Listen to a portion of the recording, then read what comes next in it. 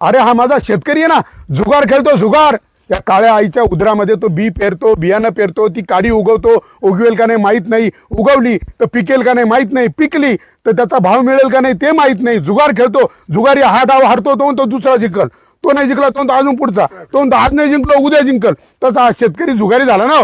ते म्हणते या पिकात नाही साधलं दुसऱ्या पिकात, त्याच्यात नाही साधलं ते म्हणतं अजून तिसऱ्या पिकात, या वर्षीने साधलं ते म्हणतं दुसऱ्या वर्षी, आणि एक दिवस आत्महत्या केल्याशिवाय त्याला पर्याय राहत नाही. सांगा ना, मग हे सरकार खरंच शेतकऱ्याचं सरकार आहे का? नाही, शेतकरी विरोधी सरकार. मग तुम्ही शेतकरी का बरं निवडून देते नाही? शेतकरी का नाही उभे राहते? शेतकरी ईव्हीएम मध्ये खेळ आहे सगळा, ईव्हीएम मध्ये घोटाळा आहे सगळा. घोटाळा आहे. आम्ही कोणीच मत करत नाही बीजेपीला, कधीच तेच येतात, कुणीच करत नाही आणि बीजेपीच निवडून येते. बीजेपीच निवडून येते. मुळे घरातल्या सुद्धा मतदान होत नाही. घरातल्यांचं मतदान होत नाही. आम्ही बरं का, करणार नाही बीजेपीला मतदान. असं जर असेल तर परत बीजेपीला मतदान कधी. म्हणजे ज्या शेतकऱ्याने बघा, ज्यांनी निवडून दिलं, ज्यांनी तुम्हाला मतदान केलंय, तो शेतकरी सुद्धा सांगतोय जर या सरकारचं जर असंच शेतकरी विरोधी धोरण असेल तर आम्ही या सरकारला कधीही मतदान करणार नाही. एकदम निषेध. 30 वर्ष महायुतीतच आमदार निवडून दिलेला आहे या प्रभागातून. महायुतीचा आमदार कायम 30 वर्षापासून गोलप हे महायुतीचे आमदार म्हणून आम्ही सर्वांनी निवडून दिलेले आहे. बरोबर आहे. आणि आज त्यांचे सरकार आल्यावरती आमच्याच मुळावर घाव घालताय, आमची शेती आमच्यापासून हिरावून घेत आहे अनेक वर्षापासून. बरं तुम्ही म्हणता आता बीजेपीला आम्ही मतदान करणार नाही समजा यांनी, पण बीजेपी तर आता हिंदूंचं सरकार, मग हिंदूंचं काय होईल? नाही, हिंदूंचं इथं पोटाचंच खायला काही नसलं तर जगून हिंदू नाही, मग तुम्ही शेतकरी हिंदू नाही का? आम्ही हिंदू असून पण जिथं जगायलाच भेटलं नाही तर म्हणजे जगणारच बघा, नाही. हा हिंदुत्व, अहो हा शेतकरी पण हिंदू आहे ना, हाडामासाचा हिंदू आहे. अरे या देशाची संस्कृती आणि संस्कार जपायचं काम हा माझा शेतकरी करतोय रे. सांगा ना, जर याने नाही पिकवलं काय तुम्ही ढेकळं खाल का? हा? चपात्याच्या झेरॉक्स काढाल का तुम्ही? हा, आम्ही रिंग रोड संदर्भात माननीय तिथले लोकल आमदार जे आहे, आमदार मॅडम आहे, त्यांच्याकडे आम्ही प्रस्ताव घेऊन गेलो की आमचा जो रिंग रोड आहे शेतकऱ्याचं नुकसान होतंय. तर पहिल्या अलाइनमेंट मध्ये त्यांनी 21 शेतकरी बाधित झाले. हा, आम्ही त्यांना विनंती केली की असं असं या आमच्याकडे या, इथे आपण इलेक्शनमुळे त्यांना इथं येता नाही आलं. हा. नंतर दुसरा जो अलाइनमेंट आली त्याच्यामध्ये तब्बल 21 ऐवजी 58 शेतकरी बाधित झाले. म्हणजे आम्ही विनंती केल्यानंतर परत 58 शेतकऱ्यांचे आणखी रिंग रोड त्याच्यामध्ये शेतामधून गेला. अगोदरचा रिंग रोड जो होता तो फॉरेस्ट डिपार्टमेंट मधून गेला होता, परंतु फॉरेस्ट डिपार्टमेंटला परमिशन लागते, 1.5 वर्ष लागतं. म्हणून शेतकरी साधा सोपा आहे. म्हणून नाही, शेतकऱ्याच्या पण मला सांगा, हे जे करताना, हे प्लॅन आराखडे बनवताना इथल्या लोकल आमदारांना काही विश्वासात घेतलं जात असेल ना, का नाही? का ते डायरेक्ट वरतून दिल्लीतून मुंबईतून आराखडा इकडे येतोय, म्हणजे एसीत बसून त्याचं मॅप केलं जातं, आराखडा केला जातो आणि नंतर तो इकडे लादला जातो?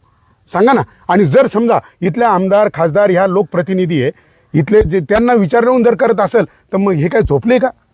शेतकऱ्याचं मरण हा यांचं काम आहे ना. आणि तुम्ही या नाही तर या शेतकऱ्याला या, हे बाबा तू 1 रुपयाचा आहे का 2 रुपयाचा आहे, त्याला विचारा ना, हे बाबा तुझ्या रस्त्यातून तुझ्या शेतातून मी रस्ता नेतोय, तू जगशील का? तुझं उपजीविकेचं साधन काय आहे?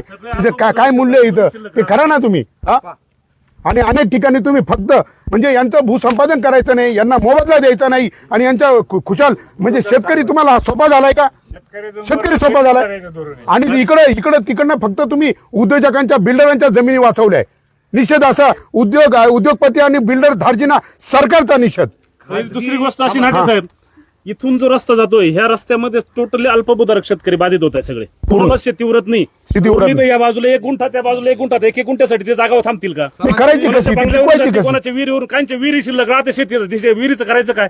बरोबर आहे. नाही, मग त्याच्यात आत्महत्या करायची. आत्महत्या करण्यासाठी विहिरी ठेवणार आहे का तुम्ही आम्हाला? सर्वेक्षण केलेलं आहे खाजगी कॉन्ट्रॅक्टरांना, तो इंजिनियर कोण आहे त्याला कळत नाही का कोणत्या सरकारी लोकांनी केलेलं नाही आणि त्यांनी शेतकऱ्यांजवळ आले नाही. त्यानंतर आत्मीयतेने कोणतंही काम केलं नाही. आपल्याला राजकारण आणायचं नाही याच्यामध्ये, पण त्यांनी आत्मीयतेने का हा शेतकऱ्यांचं किती नुकसान होतं, हा रस्ता कोणत्या बाजूने झाला पाहिजे, पहिला आरक्षित रस्ता काय प्रॉब्लेम आहे ना, रस्ता आहे ना, नसता तर मग ठीक आहे ना. ऑलरेडी जागा सोडलेल्या आहे ना, 20-22 वर्षापूर्वी जागा सोडलेल्या आहे. त्या जागा नसताना तुम्ही इकडे घुसता कशासाठी? जितकी शेती आपली जाणार आहे तितक्या पैशात कुठंच विंचुरी गवळीच्या कान्याकोपऱ्यात जी शेती येणार नाही. त्या पैशात नाही, पण ते संपादन करत नाही ना. तुम्हाला नोटीस आलाय का? इथले भाऊ अहो, तुम्हाला संपादनाचं नोटीस आलंय का? नाही, आणि डायरेक्ट आखणी डायरेक्ट शेवटची स्टेप चालू आहे. मग तुम्ही या शेतकऱ्याला त्याचा मोबदला देणार आहे का नाही ते पण माहित नाही.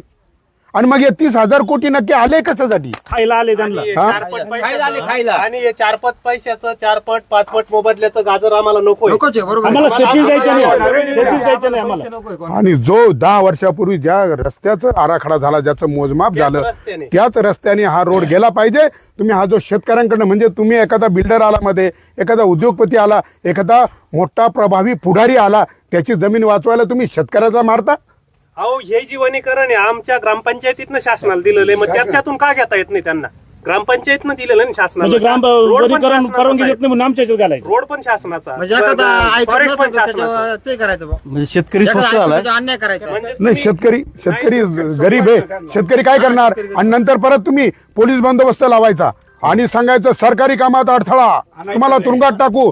या गावातले शेतकरी भरायचे, दुसऱ्या गावात नेऊन सोडून द्यायचे. शेतकरी तिथून पाय पाय परत त्यांच्या घरी. पण आपल्या विंचुरी गवळीच्याच ग्रामपंचायतीने वनीकरणाला जमिनी दिल्या. जमिनी त्या का दिल्या. नाही घेता येत त्या? बरोबर आहे, त्या घ्या तुम्ही. ग्रामस्थांच्या घेता येतात. या स्वतः आहे ना, त्यांची परवानगी लागते, आपली परवानगी लागत नाही. नाही, आपण काय झालंय, नाही आपली पण परवानगी लागते. तेच ना, त्यांना परंतु हे त्यांचं सरकार शिक्षण नाही ना ते. हुकुमशाहीने वागतंय. हे हुकुमशाही, यांना लोकशाही नाहीये.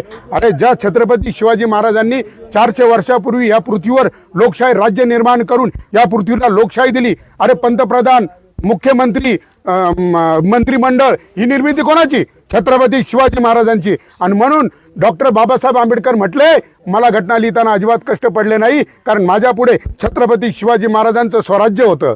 आणि हे छत्रपती शिवाजी महाराजांचे विचार सांगतात. छत्रपती शिवाजी महाराजांनी त्या काळात शेतकऱ्याला विमा दिलेला आहे. पहिला स्वराज्याचा राजा होता तो. आणि आज तुम्ही आमच्या मुखातोंडातला घास हिसकून आणि तुमचं राज्य चालवायचे परत निवडणुकीच्या आधी मुख्यमंत्री म्हटले, फडणवीस साहेब निवडणुकीच्या आधी म्हटले की आम्ही कर्जमाफी देऊ. निवडून आल्यावर कुठे गेली कर्जमाफी?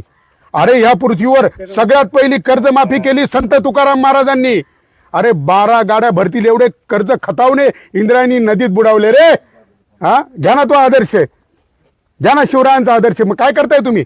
आमच्या जमिनीतून कुठल्याही प्रकारे हा रस्ता नकोय. तुम्ही नकोय. तो जो रिंग रोड ठरलेल्या आरक्षणाप्रमाणे सरकारने रस्ता करावा. आम्हाला तुमचा 4 पट 5 पट मोबदला बी नको आणि आमच्या जमिनी आम्हाला कसू द्याव्या. ह्या जमिनी ज्या आहेत त्या अगदी सुंदर सुपीक जमिनी आहेत. त्यात विहिरी येतात, शेततळे येतात, बंगले येतात, जे कष्टाने बांधलेले. आणि ज्याच्या पूर्वी 50 वर्ष झाले त्या शेतकऱ्यांनी आत्ताशी बंगला बांधला, तो अजून 50 वर्ष त्याचं कर्ज फेडणार आहे. इतके पैसे आमच्याकडे नाही, तरी आम्ही कमवून या पद्धतीत सुपीक जमिनी वाचवायचा प्रयत्न. बरोबर. आणि या शेतकऱ्याच्या शेतात तुम्हाला ज्या आता उभ्या द्राक्ष बागा दिसताय ना, त्या नुसत्या द्राक्ष बागा नाहीये. या शेतकऱ्याची स्वप्न आहे, या शेतकऱ्याच्या पुढच्या पिढीचं भविष्य आहे. त्या कर्जातून उभ्या राहिलेल्या बागा आहे. एक शेतकरी एवढा सक्षम नाहीये, तो कर्ज करून मग उद्या त्याच्यावर तुम्ही बुलडोजर फिरवल्यावर याने कर्ज फेडायचं कसं आणि जगायचं कसं? मग उद्या नैराश्यातून जर एखाद्याने आत्महत्या केली, याला जबाबदार कोण? करावीच लागेल साहेब. आम्ही करावीच जगू लागेल, शकत नाही. करावीच लागेल. सामूहिक आत्महत्या जगू शकत नाही. सर्व अल्पभूधारक शेतकरी सर्वे घ्या ना, याच्यातनं किती क्षेत्र जातो त्यांची जमीन. आपण साधं उदाहरण दिलं तर आमच्या सोयाबीनला 20 वर्षापूर्वी जो भाव होता तोच आज आहे. 100%. आणि तुमच्या खताच्या गुणीचा भाव 250 रुपयावरून 2200 रुपये झालाय. बरोबर, कसं जगायचं आम्ही? म्हणजे बघा शेतकरीची बघा काय व्यथा आहे. मग तुम्ही स्वामीनाथन आयोग का मान्य करत नाही शेतकऱ्यासाठी? शेतकऱ्याचं सरकार आहे, शिवरायांच्या विचाराचं सरकार आहे, मग स्वामीनाथन आयोग का नाही? सांगा ना. स्वामीनाथन आयोग सांगतो आम्हाला उत्पन्नाला जर 1 पट खर्च आला तर आम्हाला 1.5 पट उत्पन्न द्या. म्हणजे एक टोमॅटोची जाळी पिकवायला जर 100 रुपये लागले, आम्हाला 250 रुपये जाळीचे द्या ना आम्हाला. अरे चॉकलेटची किंमत चॉकलेट बनवणारा ठरवतो, तंबाखूच्या पुडीची किंमत तंबाखू बनवणारा ठरवतो, प्रत्येक उत्पादक त्याची किंमत ठरवतो. त्याच्यावर तुमचा कुठलाही बंधन नाही. तो त्याची प्रोडक्शन कॉस्ट काय लागतं मग आमचंही करा ना. आम्हाला किती बियाणं लागलं, किती खतं लागले, किती त्याला औषधं लागले, मग आमची मजुरी, आम्ही किती राबलो, आमच्या जमिनीचं भाडं, हे सगळं ठरवा ना. आणि ठरवा ना आमच्या पिकाची किंमत. परंतु तुम्हाला त्याच्याशी काही देणं घेणं नाही. शेतकरी फक्त लुटायचा, त्याच्या मजुरीचा फायदा घ्यायचा. निषेध अशा शेतकरी विरोधी सरकारचा. जय जवान, जय जवान, जय किसान.